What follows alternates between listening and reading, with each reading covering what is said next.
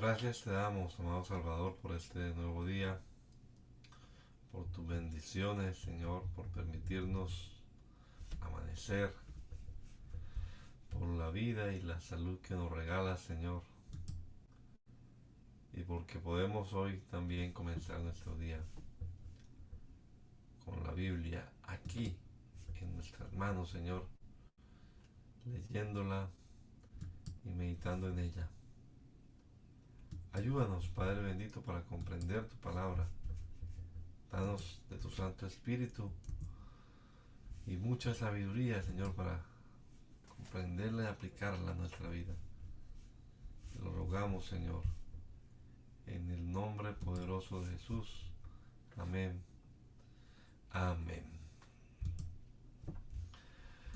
Estamos leyendo el capítulo número 6 de la carta a los Romanos en la nueva versión internacional.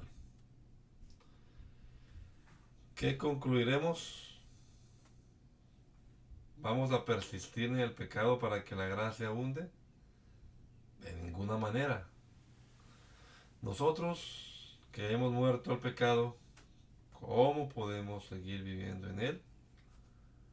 ¿Acaso no saben ustedes que todos los que fuimos bautizados para unirnos con Cristo Jesús, en realidad fuimos bautizados para participar en su muerte?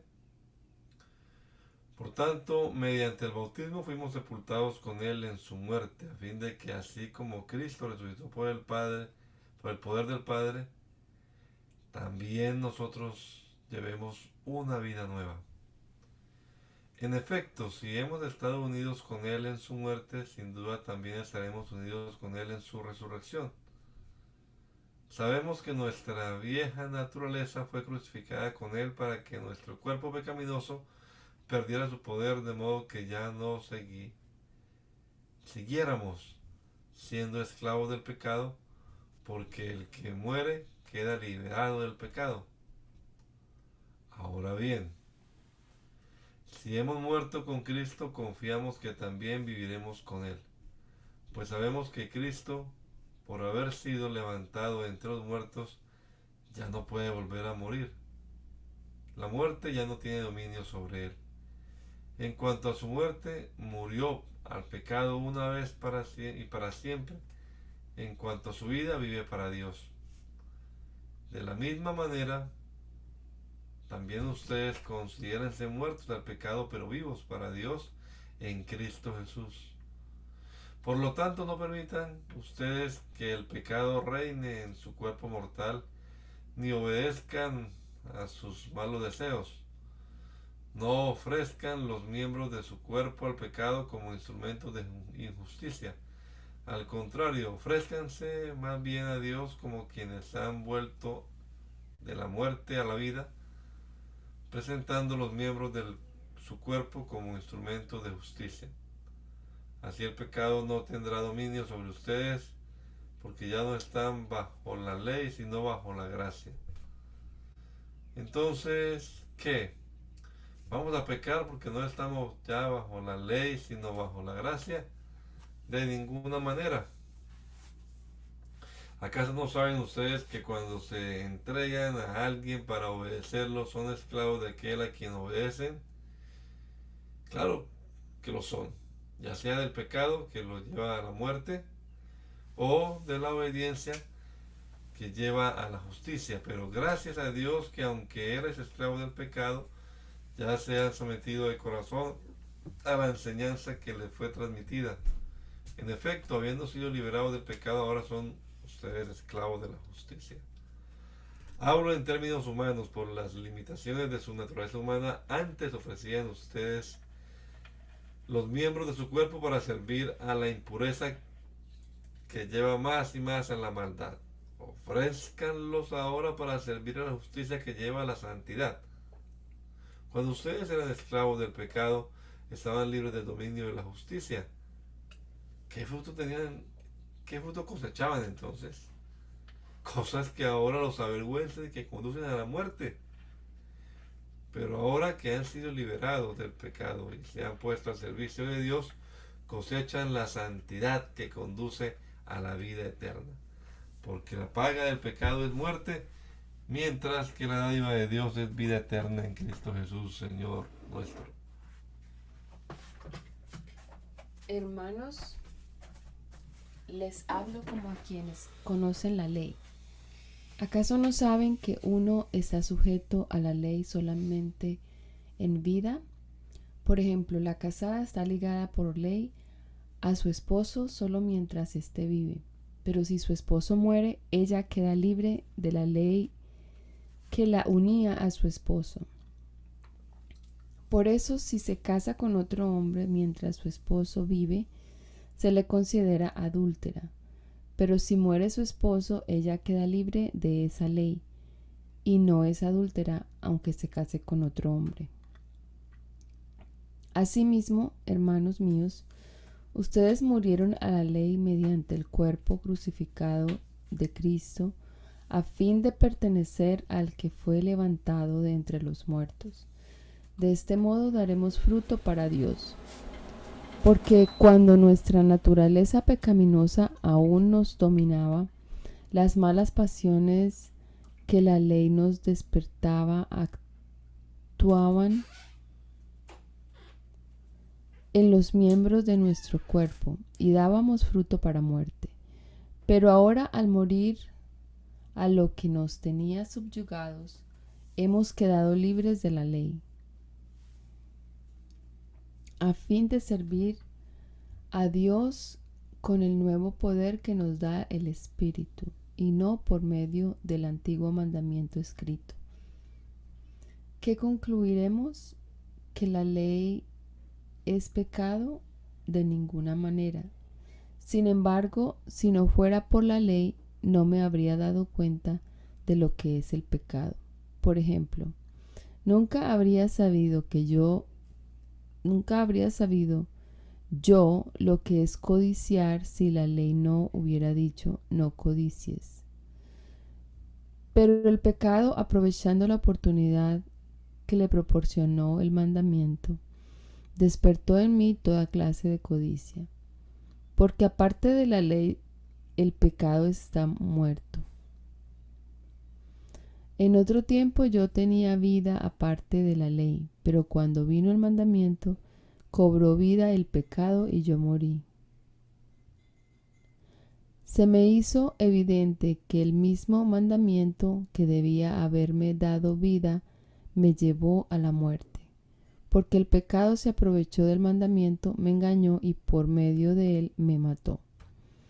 Concluimos pues que la ley es santa y que el mandamiento es santo, justo y bueno. Pero entonces, ¿lo que es bueno se convirtió en muerte para mí?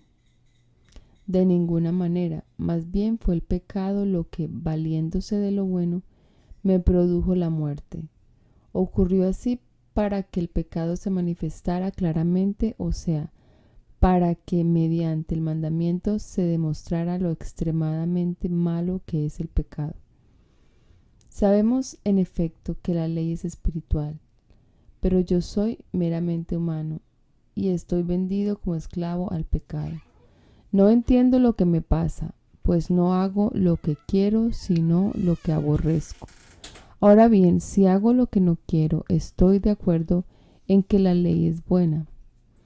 Pero en ese caso ya no soy yo quien lo lleva a cabo, sino el pecado que habita en mí.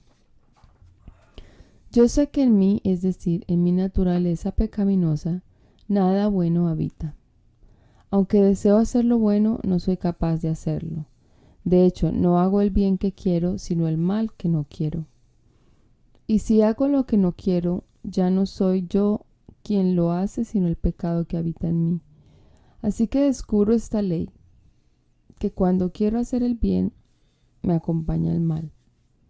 Porque en lo íntimo de mi ser me deleito en la ley de Dios. Pero me doy cuenta de que en los miembros de mi cuerpo hay otra ley, que es la ley del pecado. Esta ley lucha contra la ley de mi mente y me tiene cautivo. Soy un pobre miserable. ¿Quién me librará de este cuerpo mortal? Gracias a Dios por medio de Jesucristo nuestro Señor. En conclusión, con la mente yo mismo me someto a la ley de Dios Pero mi naturaleza pecaminosa está sujeta a la ley del pecado. Por lo tanto, ya no hay ninguna condenación para los que están unidos a Cristo Jesús, pues por medio de él la ley del Espíritu de vida me ha librado de la ley del pecado y de la muerte. En efecto, la ley no pudo liberarnos porque la naturaleza pecaminosa anuló su poder. Por eso Dios envió a su propio Hijo en condición semejante a nuestra condición de pecadores para que se ofreciera en sacrificio por el pecado. Así condenó Dios al pecado en la naturaleza humana a fin de que las justas demandas de la ley se cumplieran en nosotros, que no vivimos según la naturaleza pecaminosa, sino según el Espíritu. Los que viven conforme a la naturaleza pecaminosa fijan la mente en los deseos de tal naturaleza. En cambio, los que viven conforme al Espíritu fijan la mente en los deseos del Espíritu. La mentalidad pecaminosa es muerte, mientras que la mentalidad que proviene del Espíritu es vida y paz.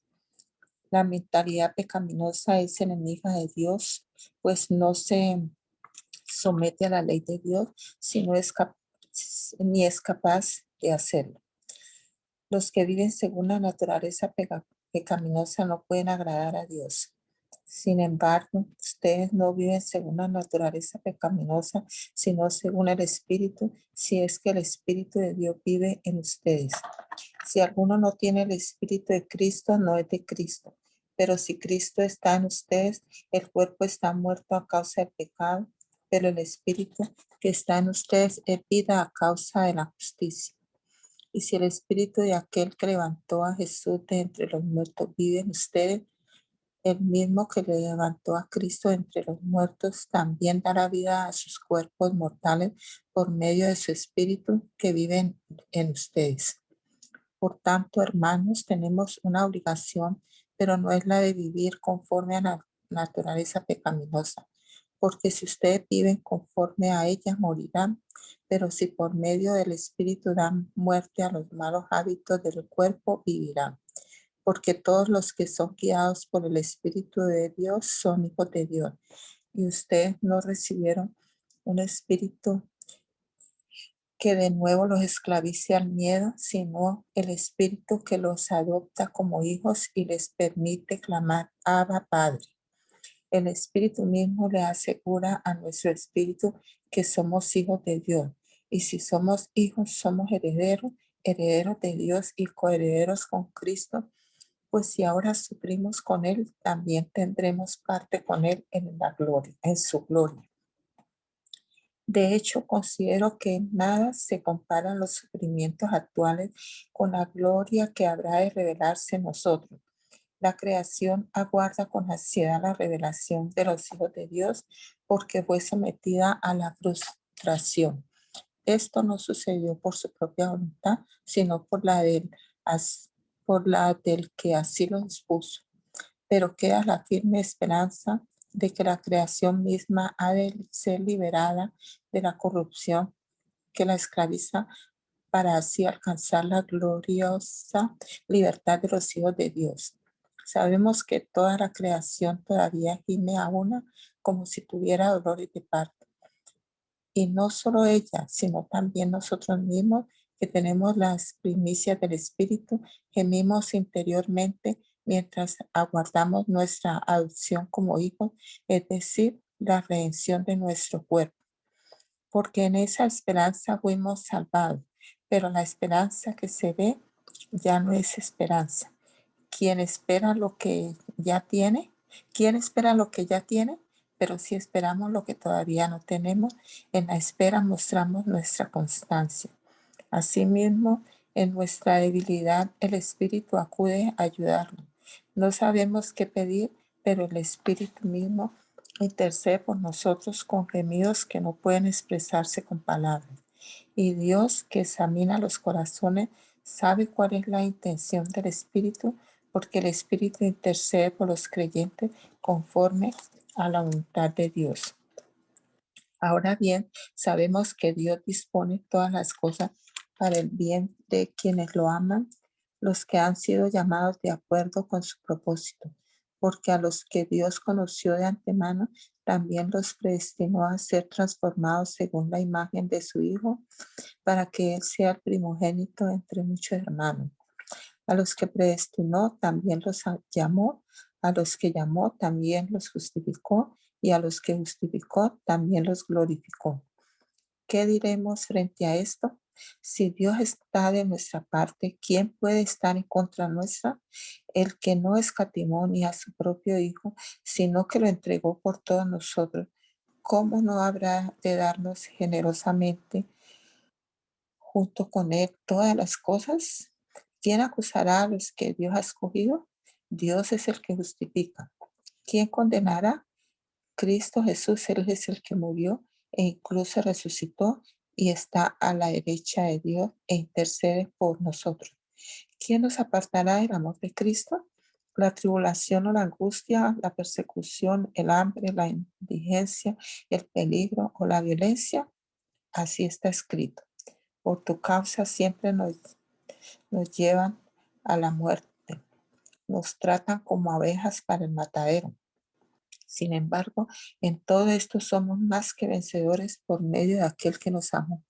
Pues estoy convencido de que ni la muerte, ni la vida, ni los ángeles, ni los demonios, ni lo presente, ni lo porvenir, ni los poderes, ni lo alto, ni lo profundo, ni cosa alguna de toda la creación podrá apartarnos del amor que Dios nos ha manifestado en Cristo Jesús, Señor nuestro.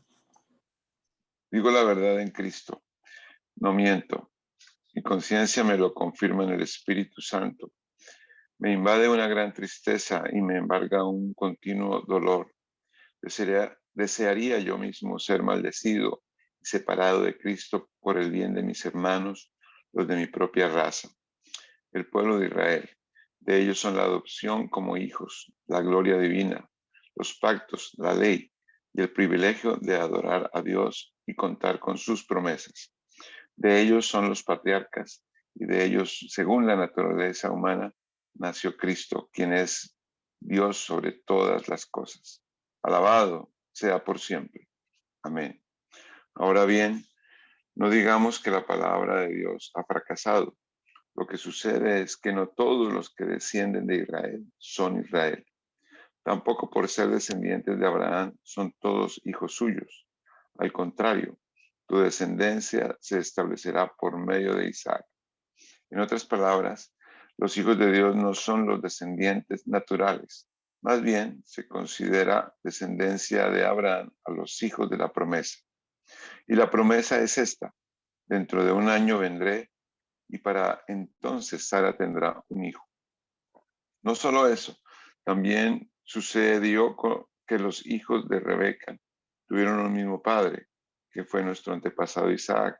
Sin embargo, antes de que los mellizos nacieran o hicieran algo bueno o malo, y para confirmar el propósito de la elección divina, no en base a las obras, sino al llamado de Dios, se le dijo a ella: el mayor servirá al menor. Y así está escrito: amé a Jacob, pero aborrecí a Esaú. ¿Qué concluiremos? ¿Acaso es Dios injusto? De ninguna manera. Es un hecho que a Moisés le dice: tendré clemencia de quien yo quiera tenerlo y seré compasivo con quien yo quiera hacerlo. Por lo tanto, la elección no depende del deseo ni del esfuerzo humano, sino de la misericordia de Dios. Porque la Escritura le dice al faraón: te he levantado precisamente para mostrar en ti mi poder y para que mi nombre sea proclamado por toda la tierra. Así que Dios tiene misericordia de quien Él quiere tenerla, y endurece a quien Él quiere endurecer. Pero tú me dirás: entonces, ¿por qué todavía nos echa la culpa a Dios? ¿Quién puede oponerse a su voluntad? Respondo: ¿quién eres tú para pedirle cuentas a Dios? ¿Acaso le dirá la olla de barro al que la modeló: ¿por qué me hiciste así? ¿No tiene derecho el alfarero de hacer del mismo barro unas vasijas para usos especiales y otras para fines ordinarios?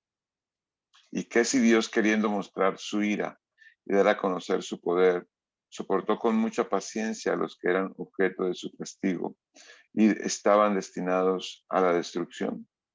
¿Qué si lo hizo para dar a conocer sus glorias, sus gloriosas riquezas a los que eran objeto de su misericordia y a quienes de antemano preparó para esa gloria?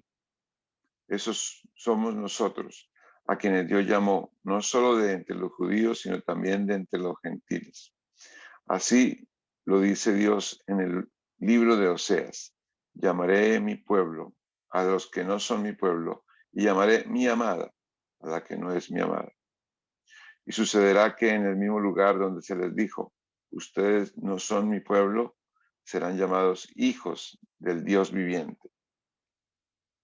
Isaías, por su parte, proclama respecto de Israel: aunque los israelitas sean tan numerosos como la arena del mar, solo el remanente será salvo, porque plenamente y sin demora el Señor cumplirá su sentencia en la tierra.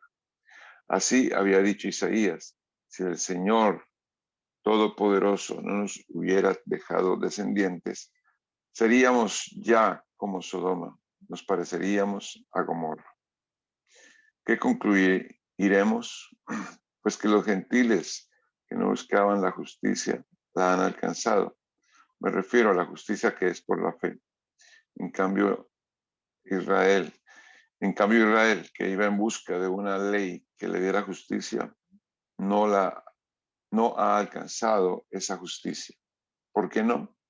Porque no la buscaron mediante la fe, sino mediante las obras, como si fuera posible alcanzarla así. Por eso tropezaron con la piedra de tropiezo, como está escrito: miren que pongo en Sión una piedra de tropiezo y una roca que hace caer, pero el que confíe en él no será defraudado.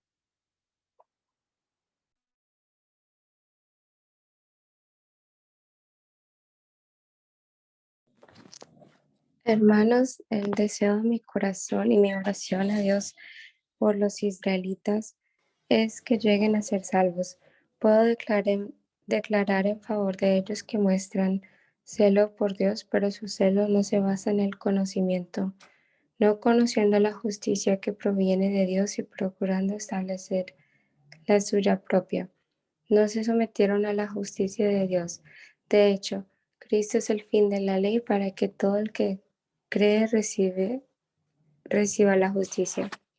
Así describe Moisés la justicia que se basa en la ley.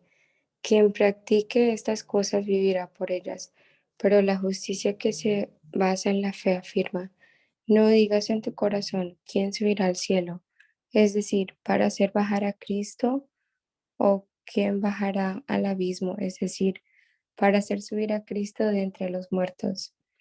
¿Qué afirma entonces? La palabra está cerca de ti, la tienes en la boca y en el corazón. Esta es la palabra de fe que predicamos, que si confiesas con tu boca que Jesús es el Señor y crees en tu corazón que Dios lo levantó de entre los muertos, serás salvo. Porque con el corazón se cree para ser justificado, pero con la boca se confiesa para ser salvo. Así dice la Escritura: todo el que confía en Él no será jamás defraudado. No hay diferencia entre judíos y gentiles. ¿Puedes bajar un poquito? No, subir. Ok. Pues el mismo Señor es Señor de todos y bendice abundantemente a cuantos le invocan, porque todo el que invoque el nombre del Señor será salvo. Ahora bien, ¿cómo invocarán a aquel en quien no han creído? ¿Y cómo creerán en aquel de quien no han oído? ¿Y cómo irán si no hay quien les predique? ¿Y quién predicará sin ser enviado? Así está escrito: qué hermoso es recibir al mensajero que trae buenas nuevas. Sin embargo, no todos los israelitas aceptaron las buenas nuevas. Isaías dice: Señor, ¿quién ha creído a nuestro mensaje? Así que la fe viene como resultado de oír el mensaje, y el mensaje que se oye es la palabra de Cristo. Pero pregunto, ¿acaso no oyeron? Claro que sí. Por toda la tierra se difundió su voz, sus palabras llegan hasta los confines del mundo. Pero insisto, ¿acaso no entendió Israel? En primer lugar, Moisés dice, yo haré que ustedes sientan envidia de los que no son nación. Voy a irritarlos con una nación insensata. Luego Isaías se atreve a decir, deje que me hallaran los que no me buscaban, me di a conocer a los que no preguntaban por mí. En cambio, respecto de Israel, dice, todo el día extendí mis manos hacia un pueblo desobediente y rebelde. Por lo tanto, pregunto, ¿acaso rechazó Dios a su pueblo? De ninguna manera. Yo mismo soy israelita, descendiente de Abraham, de la tribu de Benjamín. Dios no rechazó a su pueblo, al que de antemano conoció. ¿No saben lo que relata la Escritura en cuanto a Elías? Acusó a Israel delante de Dios. Señor, han matado a tus profetas y han derribado tus altares. Yo soy el único que ha quedado con vida. Y ahora quieren matarme a mí también.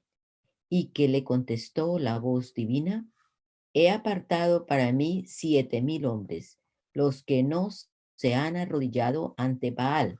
Así también hay en la actualidad un remanente escogido por gracia, y si es por gracia, ya no es por obras, porque en tal caso la gracia ya no sería gracia.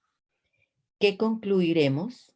Pues que Israel no consiguió lo que tanto deseaba, pero sí lo consiguieron los elegidos.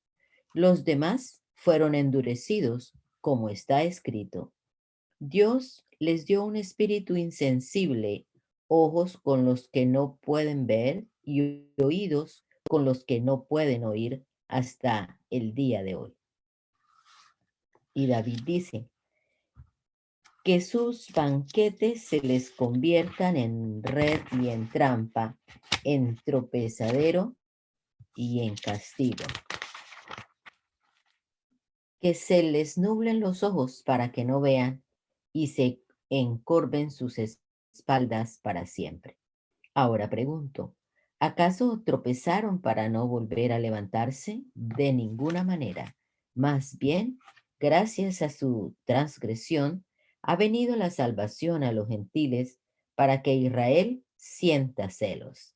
Pero si su transgresión ha enriquecido al mundo, es decir, si su fracaso ha enriquecido a los gentiles, ¿cuánto mayor será la riqueza que su plena restauración producirá? Me dirijo ahora a ustedes, los gentiles. Como apóstol que soy de ustedes, le hago honor a mi ministerio, pues quisiera ver si de algún modo despierto los celos de mi propio pueblo, para así salvar a algunos de ellos. Pues si el haberlos rechazado dio como resultado la reconciliación entre Dios y el mundo, ¿no será su restitución una vuelta a la vida? Si se consagra la parte de la masa que se ofrece como primicias, también se consagra toda la masa. Si la raíz es santa, también lo son las ramas. Ahora bien, en verdad que algunas de las ramas han sido desgajadas y que tú, siendo de olivo silvestre, has sido injertado entre las otras ramas. Ahora participas de la savia nutritiva de la raíz del olivo. Sin embargo, no te vayas a creer mejor que las ramas originales. Y si te jactas de ello, ten en cuenta que no eres tú quien nutre a la raíz, sino que es la raíz la que te nutre a ti. Tal vez dirás, desgajaron unas ramas para que yo fuera injertado. De acuerdo, pero ellas fueron desgajadas por su falta de fe y tú por la fe te mantienes firme. Así que no seas arrogante, sino temeroso, porque si Dios no tuvo miramientos con las ramas originales, tampoco los tendrá contigo. Por tanto, considera bondad y la severidad de Dios. Severidad hacia los que cayeron y bondad hacia ti. Pero si no te mantienes en su bondad, tú también serás desgajado. Y si ellos dejan de ser incrédulos, serán injertados, porque Dios tiene poder para injertarlos de nuevo. Después de todo, si tú fuiste cortado de un olivo silvestre al que por naturaleza pertenecías y contra tu condición natural fuiste injertado en un olivo cultivado, con cuánta mayor facilidad las ramas naturales de ese olivo serán injertadas de nuevo en él. Hermanos, quiero que entiendan este misterio para que no se vuelvan presuntuosos. Parte de Israel se ha endurecido y así permanecerá hasta que haya entrado la totalidad de los gentiles. De esta manera, todo Israel será salvo, como está escrito. El Redentor vendrá de Sión y apartará de Jacob la impiedad. Y este será mi pacto con ellos cuando perdone sus pecados. Con respecto al Evangelio, los israelitas son enemigos de Dios para bien de ustedes, pero si tomamos en cuenta la elección, son amados de Dios por causa de los patriarcas, porque las dádivas de Dios son irrevocables, como lo es también su llamamiento. De hecho, en otro tiempo ustedes fueron desobedientes a Dios, pero ahora por la desobediencia de los israelitas, han sido objeto de su misericordia. Asimismo, estos que han desobedecido recibirán misericordia ahora como resultado de la misericordia de Dios hacia ustedes. En fin, Dios ha sujetado a todos a la desobediencia con el fin de tener misericordia de todos. Qué profundas son las riquezas de la sabiduría y del conocimiento de Dios. Qué indescifrables sus juicios e impenetrables sus caminos. ¿Quién ha conocido la mente del Señor o quién ha sido su consejero? ¿Quién le ha dado primero a Dios para que luego Dios le pague? Porque todas las cosas proceden de Él y existen por Él y para Él. A Él sea la gloria por siempre. Amén. Por tanto, hermanos, tomando en cuenta la misericordia de Dios, le ruego que cada uno de ustedes en adoración espiritual ofrezca su cuerpo como sacrificio vivo, santo y agradable a Dios. No se amolden al mundo actual, sino sean transformados mediante la renovación de su mente. Así podrán comprobar cuál es la voluntad de Dios, buena, agradable y perfecta. Por la gracia que se me ha dado, les digo a todos ustedes, nadie tenga un concepto de sí más alto que el que debe tener, sino más bien piense de sí mismo con moderación, según la medida de fe que Dios le haya dado. Pues así como cada uno de nosotros tiene un solo cuerpo con muchos miembros y no todos estos miembros desempeñan la misma función, también nosotros, siendo muchos, formamos un solo cuerpo en Cristo y cada miembro está unido a todos los demás. Tenemos dones diferentes, según la gracia que se nos ha dado. Si el don de alguien es el de profecía, que lo use en proporción con su fe. Si es el de prestar un servicio, que lo preste. Si es el de enseñar, que enseñe. Si es el de animar a otros, que los anime.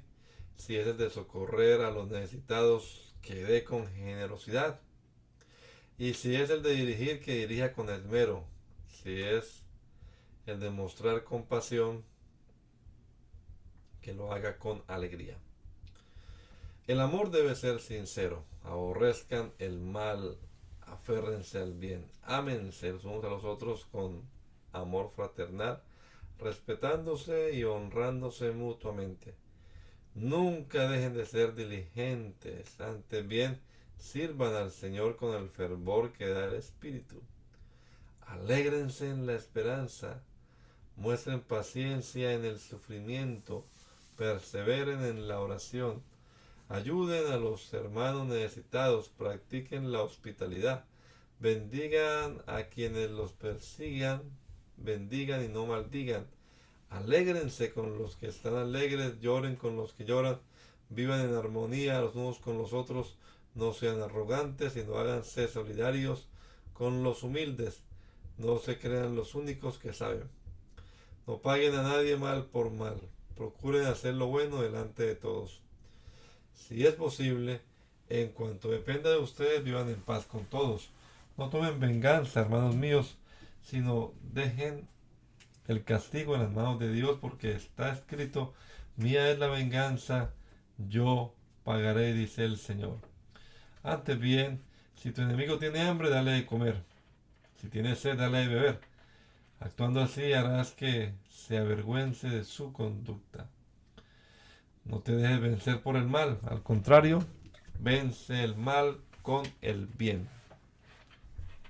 Todos deben someterse a las autoridades públicas, pues no hay autoridad que Dios no haya dispuesto. Así que las que existen fueron establecidas por Él. Por lo tanto, todo el que se opone a la autoridad se rebela contra lo que Dios ha instituido. Los que así proceden recibirán castigo, porque los gobernantes no están para infundir terror a los que hacen lo bueno, sino a los que hacen lo malo. ¿Quieres librarte del miedo a la autoridad? Haz lo bueno y tendrás su aprobación, pues está al servicio de Dios para tu bien. Pero si haces lo malo, entonces debes tener miedo. No en vano lleva la espada, pues está al servicio de Dios para impartir justicia y castigar al malhechor. Así que es necesario someterse a las autoridades, no solo para evitar el castigo, sino también por razones de conciencia. Por eso mismo pagan ustedes impuestos, pues las autoridades están al servicio de Dios, dedicadas precisamente a gobernar. Paguen a cada uno lo que le corresponda.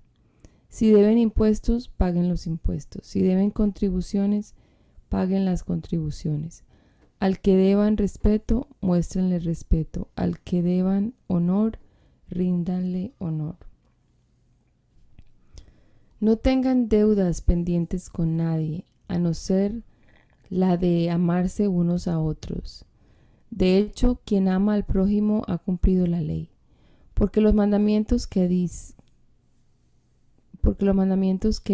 no cometas adulterio, no mates, no robes, no codicies, y todos los demás mandamientos se resumen en este precepto: ama a tu prójimo como a ti mismo. El amor no perjudica al prójimo, así que el amor es el cumplimiento de la ley. Hagan todo esto estando conscientes del tiempo en que vivimos. Ya es hora de que despierten del sueño, pues nuestra salvación está ahora más cerca que cuando inicialmente creímos. La noche está muy avanzada y ya se acerca el día. Por eso dejemos a un lado las obras de la oscuridad y pongámonos la armadura de la luz. Vivamos decentemente como a la luz del día, no en orgías y borracheras, ni en inmoralidad sexual y libertinaje, ni en disensiones y envidias. Más bien revístanse ustedes del Señor Jesucristo y no se preocupen por satisfacer los deseos de la naturaleza pecaminosa. Reciban al que es débil en la fe, pero no para entrar en discusiones. A algunos su fe les permite comer de todo, pero hay quienes son débiles en la fe y solo comen verduras. El que come de todo no debe menospreciar al que no come ciertas cosas, y el que no come de todo no debe condenar al que lo hace, pues Dios lo ha aceptado. ¿Quién eres tú para juzgar al siervo de otro? Que se mantenga en pie o que caiga es asunto de su propio Señor, y se mantendrá en pie porque el Señor tiene poder para sostenerlo. Hay quien considera que un día tiene más importancia que otro, pero hay quien considera iguales todos los días. Cada uno debe estar firme en sus propias opiniones. El que le da importancia especial a cierto día, lo hace para el Señor. El que come de todo, come para el Señor y lo demuestra dándole gracias a Dios. Y el que no come para el Señor se abstiene y también da gracias a Dios, porque ninguno de nosotros vive para sí mismo, ni tampoco muere para sí. Si vivimos, para el Señor vivimos, y si morimos, para el Señor morimos. Así pues, sea que vivamos o que muramos, del Señor somos. Para esto mismo murió Cristo y volvió a vivir para ser Señor tanto de los que han muerto como de los que aún viven. Tú, entonces, ¿por qué buscas a tu hermano? ¿O tú, por qué lo menosprecias? Todos tendremos que comparecer ante el tribunal de Dios. Está escrito. Tan cierto como que yo vivo, dice el Señor, ante mí se doblará toda rodilla y toda lengua confesará a Dios. Así que cada uno de nosotros tendrá que dar cuentas de sí a Dios. Por tanto, dejemos de juzgarnos unos a otros. Más bien, propóngase no poner tropiezos ni obstáculos al hermano. Yo, de mi parte, estoy plenamente convencido en el Señor Jesús de que no hay nada impuro en sí mismo. Si alguno es impuro, lo es solamente para quien así lo considera. Ahora bien, si tu hermano se angustia por causa de lo que come, ya no te comportas con amor. No destruyas por causa de la comida al hermano por quien Cristo murió. En una palabra, no den lugar a que se hable mal del bien que ustedes practican, porque el reino de Dios no es cuestión de comidas o bebidas, sino de justicia, paz y alegría en el Espíritu Santo. El que de esta manera sirve a Cristo agrada a Dios y es aprobado por su semejante. Por lo tanto, esforcémonos por promover todo lo que conduzca a la paz y a la mutua edificación. No destruyas la obra de Dios por causa de la comida. Todo alimento es puro.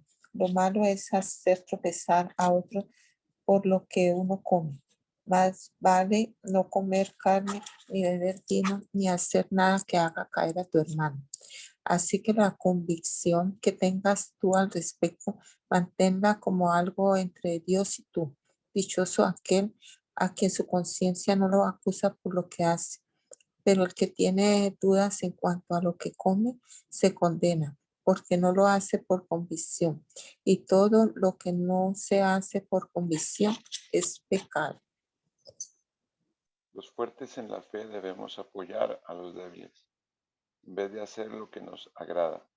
Cada uno debe agradar al prójimo para su bien, con el fin de edificarlo. Porque ni siquiera Cristo se agradó a sí mismo, sino que, como está escrito, sobre mí han recaído los insultos de los detractores. De hecho, todo lo que se escribió en el pasado se escribió para enseñarnos, a fin de que, alentados por las Escrituras, perseveremos en mantener nuestra esperanza.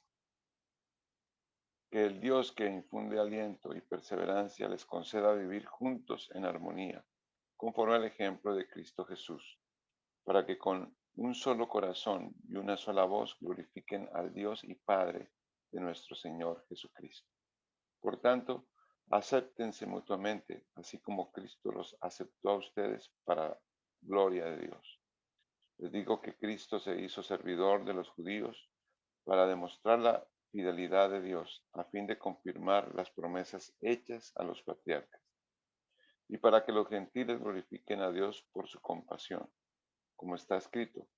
Por eso te alabaré entre las naciones, cantaré salmos a tu nombre. En otro pasaje dice, alégrense naciones con el pueblo de Dios. Y en otra parte, alaben al Señor, naciones todas, pueblos todos, cántenle alabanzas. A su vez, Isaías afirma, brotará la raíz de Isaí, el que se levantará para gobernar a las naciones. En él los pueblos pondrán su esperanza. Que el Dios de la esperanza los llene de toda alegría y paz a ustedes que creen en él, para que rebosen de esperanza por el poder del Espíritu Santo. Por otra parte, hermanos míos, estoy seguro de que ustedes mismos rebosan de bondad, abundan en conocimiento y están capacitados para instruirse unos a otros. Sin embargo, les he escrito con mucha franqueza sobre algunos asuntos, como para refrescarles la memoria. Me he atrevido a hacerlo por causa de la gracia que Dios me dio, para ser ministro de Cristo Jesús a los gentiles. Yo tengo el deber sacerdotal de proclamar el Evangelio de Dios, a fin de que los gentiles lleguen a ser una ofrenda aceptable a Dios, santificada por el Espíritu Santo. Por tanto, mi servicio a Dios es para mí motivo de orgullo en Cristo Jesús. No me atreveré a hablar de nada sino de lo que Cristo ha hecho por medio de mí, para que los gentiles lleguen a obedecer a Dios. Lo ha hecho con palabras y obras. Lo ha hecho con palabras y obras mediante poderosas señales y milagros, por el poder del Espíritu de Dios. Así que habiendo comenzado en Jerusalén, he completado la proclamación del Evangelio de Cristo por todas partes, hasta la región de Liria. En efecto, mi propósito ha sido predicar el Evangelio donde Cristo no sea conocido, para no edificar sobre fundamento ajeno. Más bien, como está escrito, los que nunca habían recibido noticia de él, lo verán y entenderán los que no habían oído hablar de él. Este trabajo es lo que muchas veces me ha impedido ir a visitarlos. Pero ahora que ya no me queda un lugar donde trabajar en estas regiones, y como desde hace muchos años anhelo verlos, tengo planes de visitarlos cuando vaya rumbo a España. Espero que después de que haya disfrutado de la compañía de ustedes por algún tiempo, me ayuden a continuar el viaje. Por ahora voy a Jerusalén para llevar ayuda a los hermanos, ya que Macedonia y Acaya tuvieron a bien hacer una colecta para los hermanos pobres de Jerusalén. Lo hicieron de buena voluntad, aunque en realidad era su obligación hacerlo, porque si los gentiles han participado de las bendiciones espirituales de los judíos, están en deuda con ellos para servirles con las bendiciones materiales. Así que, una vez que yo haya cumplido esta tarea y entregado en sus manos este fruto, saldré para España y de paso los visitaré a ustedes. Sé que cuando los visite, iré con la abundante bendición de Cristo. Les ruego, hermanos, por nuestro Señor Jesucristo y por el amor del Espíritu, que se unan conmigo en esta lucha y que oren a Dios por mí. Pídanle que me libre de caer en manos de los incrédulos que están en Judea y que los hermanos de Jerusalén reciban bien la ayuda que les llevo. De este modo, por la voluntad de Dios, llegaré a ustedes con alegría y podré descansar entre ustedes por algún tiempo. El Dios de paz sea con todos ustedes. Amén.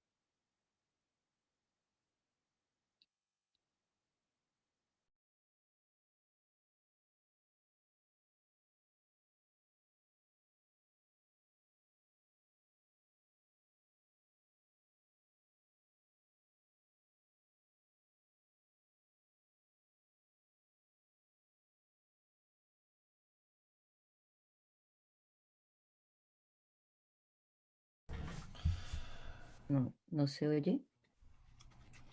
Les recomiendo a nuestra hermana Febe, diaconisa de la iglesia de Cencreas. Les pido que la reciban dignamente en el Señor, como conviene hacerlo entre hermanos en la fe. Préstenle toda la ayuda que necesite, porque ella ha ayudado a muchas personas, entre las que me cuento yo. Saluden a Priscila y Aquila, mis compañeros de trabajo en Cristo Jesús. Por salvarme la vida, ellos arriesgaron la suya. Tanto yo como todas las iglesias de los gentiles les estamos agradecidos. Saluden igualmente a la iglesia que se reúne en la casa de ellos. Saluden a mi querido hermano Epeneto, el primer convertido a Cristo en la provincia de Asia. Saluden a María, que tanto ha trabajado por ustedes. Saluden a Andrónico y a Junias, mis parientes y compañeros de cárcel, destacados entre los apóstoles y convertidos a Cristo antes que yo. Saluden a Amplias, mi querido hermano en el Señor. Saluden a Urbano, nuestro compañero de trabajo en Cristo, y a mi querido hermano Estaquis. Saluden a Apeles, que ha dado tantas pruebas de su fe en Cristo. Saluden a los de la casa de Aristóbulo. Saluden a Herodión, mi pariente. Saluden a los de la familia de Narciso, fieles en el Señor. Saluden a Trifena y a Trifosa, las cuales se esfuerzan trabajando por el Señor. Saluden a mi querida hermana Pérsida, que ha trabajado muchísimo en el Señor. Saluden a Rufo, distinguido creyente, y a mi madre que ha sido, y a su madre que ha sido también como una madre para mí. Saluden a Síncrito, a Flegonte, a Hermes, a Patrobas, a Hermas y a los hermanos que están con ellos.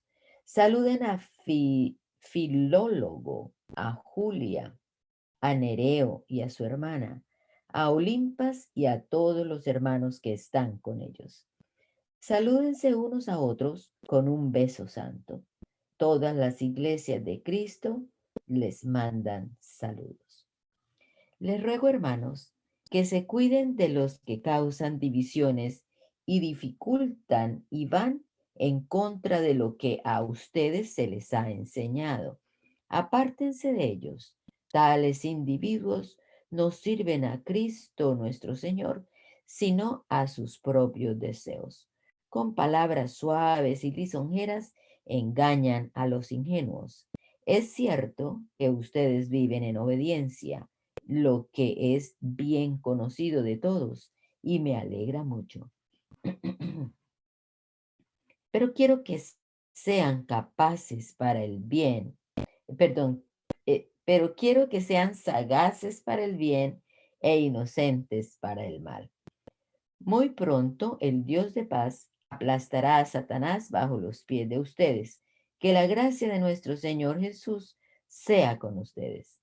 Saludos de parte de Timoteo, mi compañero de trabajo, como también de Lucio, Jasón, Sosípater, mis parientes. Yo, Tercio, que escribo esta carta, los saludo en el Señor. Saludos de parte de Gallo, de cuya hospitalidad disfrutamos yo y toda la iglesia de este lugar. También les mando saludos a Erasto, que es el tesorero de la ciudad y nuestro hermano cuarto. El Dios eterno ocultó su misterio durante largos siglos, pero ahora lo ha revelado por medio de los escritos proféticos según su propio mandato, para que todas las naciones obedezcan a la fe. Al que puede fortaleceros a ustedes conforme a mi evangelio y a la predicación acerca de Jesucristo, al único y sabio Dios, sea la gloria para siempre, por medio de Jesucristo. Amén. Primera carta a los Corintios. Pablo, llamado por la voluntad de Dios a ser apóstol de Cristo Jesús, y nuestro hermano Sóstenes. A la iglesia de Dios que está en Corinto, a los que han sido santificados en Cristo Jesús y llamados a ser su santo pueblo, junto con todos los que en todas partes invocan el nombre de nuestro Señor Jesucristo, Señor de ellos y de nosotros. Que Dios nuestro Padre y el Señor Jesucristo les concedan gracia y paz. Siempre doy gracias a Dios por ustedes, pues Él, en Cristo Jesús, les ha dado su gracia. Unidos a Cristo, ustedes se han llenado de toda riqueza, tanto en palabra como en conocimiento. Así sean confirmado en ustedes nuestro testimonio acerca de Cristo. De modo que no les falta ningún don espiritual mientras esperan con ansias que se manifieste nuestro Señor Jesucristo. Él los mantendrá firmes hasta el fin, para que sean irreprochables en el día de nuestro Señor Jesucristo. Fiel es Dios, quien los ha llamado a tener comunión con su Hijo Jesucristo nuestro Señor. Les suplico, hermanos, en el nombre de nuestro Señor Jesucristo, que todos vivan en armonía y que no haya divisiones entre ustedes, sino que se mantengan unidos en un mismo pensar y en un mismo propósito. Digo esto, hermanos míos, porque algunos de la familia de Cloé me han informado que hay rivalidades entre ustedes. Me refiero a que unos dicen yo sigo a Pablo, otros afirman yo a Apolos, otros yo a Cefas, otros yo a Cristo. ¿Cómo? ¿Está dividido Cristo? ¿Acaso Pablo fue crucificado por ustedes? ¿O es que fueron bautizados en el nombre de Pablo? Gracias a Dios que no bauticé a ninguno de ustedes, excepto a Crispo y a Gallo, de modo que nadie puede decir que fue bautizado en mi nombre. Bueno, también bauticé a la familia de Estefanas. Fuera de esto no recuerdo haber bautizado a ningún otro.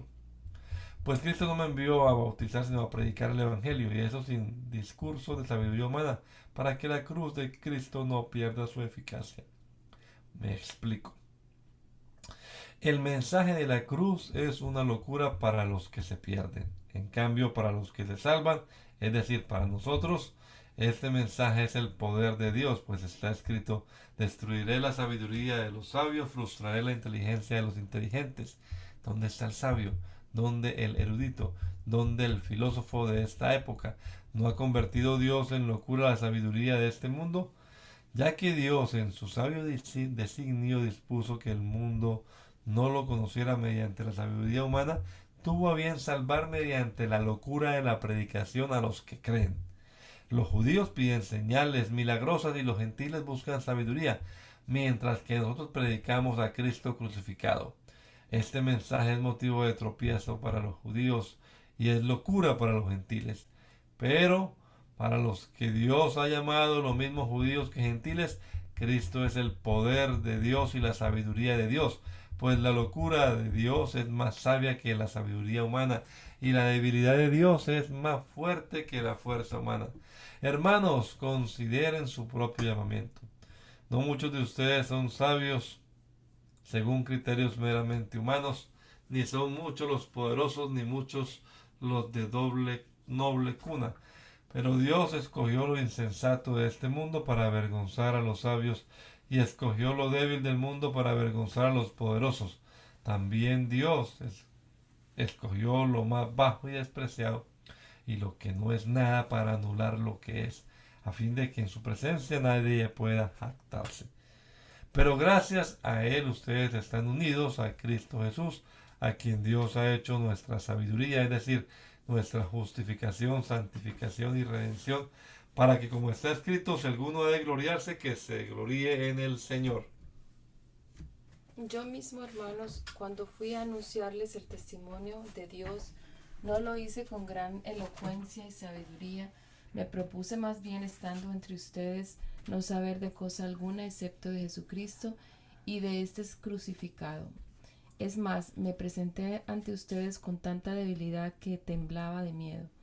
No les hablé ni les prediqué con palabras sabias y elocuentes, sino con demostración del poder del Espíritu, para que la fe de ustedes no dependiera de la sabiduría humana, sino del poder de Dios. En cambio, hablamos con sabiduría entre los que han alcanzado madurez, pero no con la sabiduría de este mundo, ni con la de sus gobernantes, los cuales terminarán en nada. Más bien, exponemos el misterio de la sabiduría de Dios, una sabiduría que ha estado escondida y que Dios había destinado para nuestra gloria desde la eternidad. Ninguno de los gobernantes de este mundo la entendió, porque de haberla entendido no habrían crucificado al Señor de la gloria. Sin embargo, como está escrito, ningún ojo ha visto, ningún oído ha escuchado, ninguna mente humana ha concebido lo que Dios ha preparado para quienes lo aman. Ahora bien, Dios nos ha revelado esto por medio de su Espíritu, pues el Espíritu lo examina todo hasta las profundidades de Dios. En efecto, ¿quién conoce los pensamientos del ser humano sino su propio Espíritu que está en él? Asimismo, nadie conoce los pensamientos de Dios sino el Espíritu de Dios. Nosotros no hemos recibido el Espíritu del mundo, sino el Espíritu que procede de Dios, para que entendamos lo que por su gracia Él nos ha concedido. Esto es precisamente de lo que hablamos, no con las palabras que enseña la sabiduría humana, sino con las que enseña el Espíritu, de modo que expresamos verdades espirituales en términos espirituales. El que no tiene el Espíritu no acepta lo que procede del Espíritu de Dios, pues para él es locura. No puede entenderlo porque hay que discernirlo espiritualmente. En cambio, el que es espiritual lo juzga todo, aunque él mismo no está sujeto al juicio de nadie. Porque, ¿quién ha conocido la mente del Señor para que pueda instruirlo? Todos para que pueda instruirlo. Nosotros, por nuestra parte, tenemos la mente de Cristo. Yo, hermanos, no pude dirigirme a ustedes como a espirituales, sino como a inmaduros, apenas niños en Cristo. Les di leche porque no podían asimilar alimento sólido, ni pueden todavía, pues aún son inmaduros. Mientras haya entre ustedes celos y contienda, ¿no serán inmaduros? ¿Acaso no se están comportando según criterios meramente humanos? Cuando uno afirma, yo sigo a Pablo y otro, yo sigo a Apolo, no es porque están actuando con criterios humanos. Después de todo, ¿qué es Apolos y qué es Pablo? Nada más que servidores por medio de los cuales ustedes llegaron a creer, según lo que el Señor le asignó a cada uno. Yo sembré, Apolo regó, pero Dios ha dado el crecimiento.